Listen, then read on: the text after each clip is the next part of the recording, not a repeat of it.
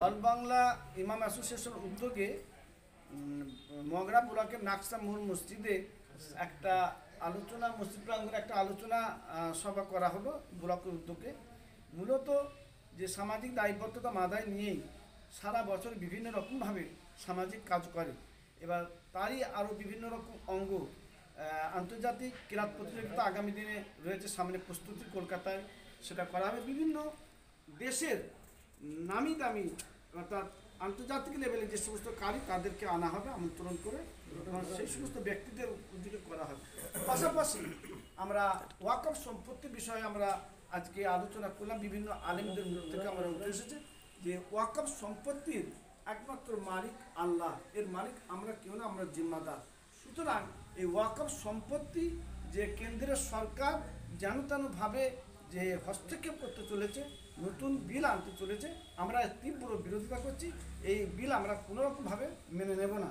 ওয়াকফ সম্পত্তি যেমনভাবে মুসলিম সম্প্রদায় রয়েছে, ঠিক যেমনভাবে দেবত্ব সম্পত্তি অন্য সম্প্রদায় রয়েছে, তার উপর কারো হস্তক্ষেপ করা চলে না।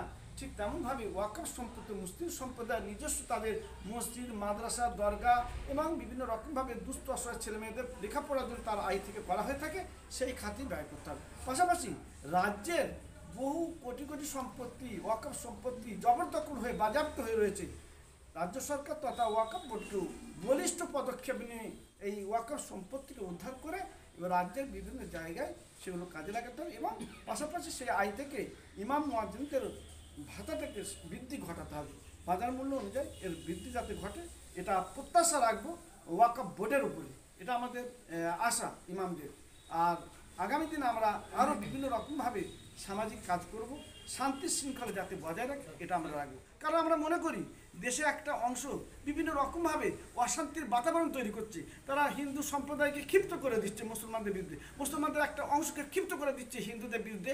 এটা কখনো কাম্য নয়। আমরা শান্তিকামী মানুষ, আমরা শান্তি চাই। দেশের সম্প্রীতি বজায় রেখে সমস্ত ধর্মের মানুষ ধর্মীয় আচরণ বজায় রেখে চলুক, এটাই আমাদের ইমামদের তরফ থেকে মূল বার্তা থাকবে দেশবাসীর কাছে, যে আমাদের যেমনভাবে শান্তি শৃঙ্খলা বজায় রেখে চলছি, আগামী দিনে আমরা এরকমভাবে সম্প্রীতিভাবে বজায় রেখে আমরা সবাই চলতে পারি।